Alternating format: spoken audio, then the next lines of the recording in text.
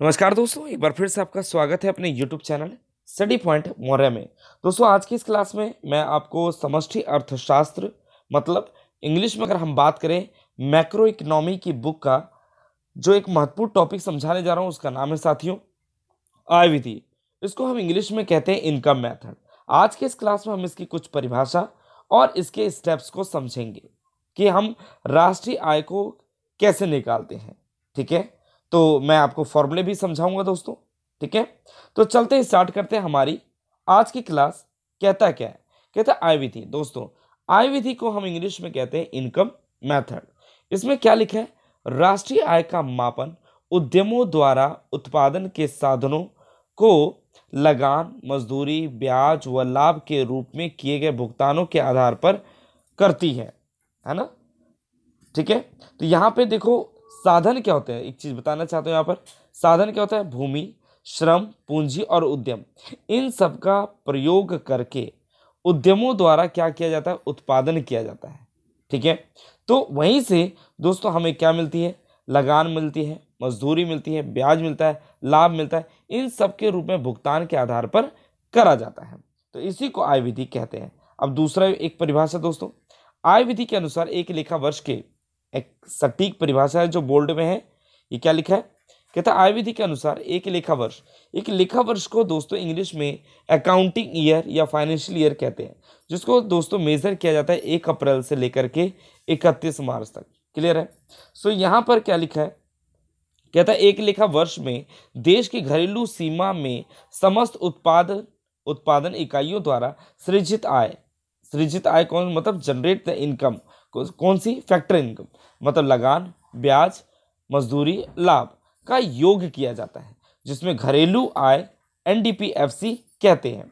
और याद रखना दोस्तों, घरेलू आय में अगर हम शुद्ध शुद्ध विदेशी साधन आय, मतलब अगर हम इसको बात करें इंग्लिश में net factor income from abroad को जोड़ देते हैं तो हमें राष्ट्रीय आय निकल जाती है, या हम राष्ट्रीय आय को प्राप्त करते हैं। आगे लिखता है कि आय विधि में राष्ट्रीय आय उस बिंदु पर मापी जाती है जब उद्यमों द्वारा उत्पादन के साधनों को साधन आय का भुगतान किया जाता है, क्योंकि उद्यमों द्वारा की गई शुद्ध मूल्य वृद्धि उत्पादन के साधनों की सेवाओं का परिणाम होता है।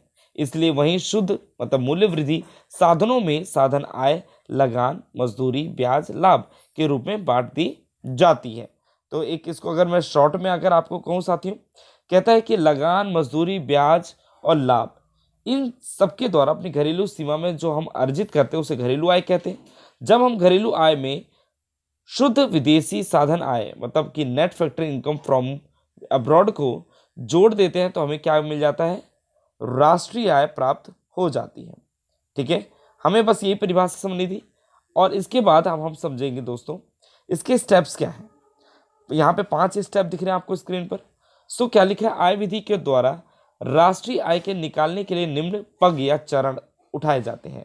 पहला कहता है कि साधन आगतों, याद रखना आगतों को साधन भी क्या बोलता है? आगतों को साधन भी कहा जाता है। और साधन क्या होते हैं हमारे? भूमि, श्रम, पूंजी आदि का प्रयोग करने वाली उत्पादन इकाइयों की पहचान करना। सो सबसे पहले हमें आय विधि को पहचानने का सबसे पहला क्या होना चाहिए तरीका? हमें पता होना चाहिए कि साधन जो आगत हैं वो कौन कौन से हैं। इनका प्रयोग करके हम उत्पादन की इकाइयों का पहचान कर सकते हैं।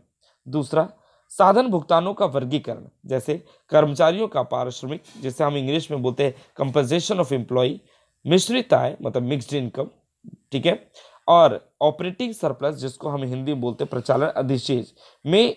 दोस्तों याद रखना, प्रचालन अधिशेष में वैसे तो यहाँ पर आपको कितने भाग दिख रहे हैं? 3 भाग दिख रहे हैं। कितने भाग दिख रहे हैं? 3, लेकिन 4 होते हैं।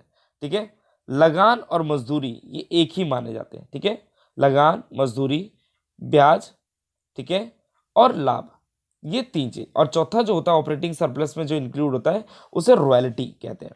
ठीक है, अगर ये सब चीजें हमारे साधन भुगतानों का वर्गीकरण इन सब से किया गया है, मतलब कि अगर मैं इसको शॉर्ट में कहूँ COE plus OS and plus MI, मतलब compensation of employ, operating surplus and mixed income.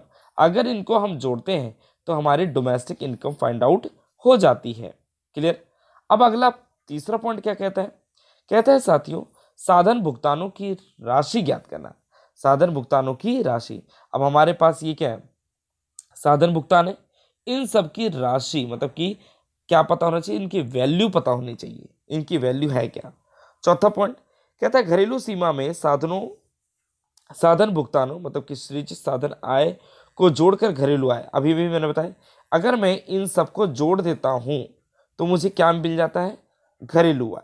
और लास्ट पांचवा क्या कहता है, जो हमने ऊपर परिभाषा में पढ़ी थी साथियों, ये लास्ट लाइन वाली, कहता है कि शुद्ध विदेशी साधन आय ज्ञात करना और उसे घरेलू आय में जोड़कर राष्ट्रीय आय निकलता है। तो दोस्तों, आज की इस क्लास में मैंने आपको आय विधि की परिभाषा और आय विधि के स्टेप्स कराए। एक बार मैं स्क्रीन पर फॉर्मूला लिख देता हूं दोस्तों। COE प्लस OS और प्लस MI, ठीक है। अगर हम इन तीनों को जोड़ते हैं, ठीक है, तो हमें डोमेस्टिक इनकम फाइंड आउट हो जाती है, जिसे हम बोलते हैं, क्या बोलते हैं साथियों? GDP-FC। क्या बोलते हैं? GDP-FC बोलते हैं, सॉरी NDP-FC लिख रहा हूं, NDP-FC, ठीक है। तो इससे NDP-FC को हम क्या कहते हैं? Domestic income. ये कैसे निकलता है? COE मतलब कंपनसेशन ऑफ एम्प्लॉय, OS को बोलते हैं ऑपरेटिंग सरप्लस, NMI को बोलते हैं क्या? Mixed income. ऑपरेटिंग सरप्लस के चार भाई होते हैं। एक का नाम होता है दोस्तों प्रॉफिट, दूसरे का नाम होता है रेंट, तीसरे का नाम होता है क्या? इंटरेस्ट, एंड चौथे का नाम होता है रॉयल्टी। अगर हम इन चारों की वैल्यू या हमें जो भी दिया जाता है, अगर 3 है तो 3 को जोड़ करके आप OS बनाएंगे, ठीक है। अगर आपने दोस्तों फॉर्मूले नहीं समझे तो प्लेलिस्ट में जाकर के आप मैक्रो इकोनॉमी मतलब समष्टि अर्थशास्त्र की प्लेलिस्ट में जाकर के फॉर्मूले भी आसानी से समझ सकते हैं। तो दोस्तों, आज की इस क्लास में मैंने आपको सिर्फ परिभाषा और इसके आय विधि के स्टेप समझाए थे। अब मिलते हैं दोस्तों अपनी अगली वीडियो में। तो मिलते हैं दोस्तों नेक्स्ट वीडियो में। नमस्कार।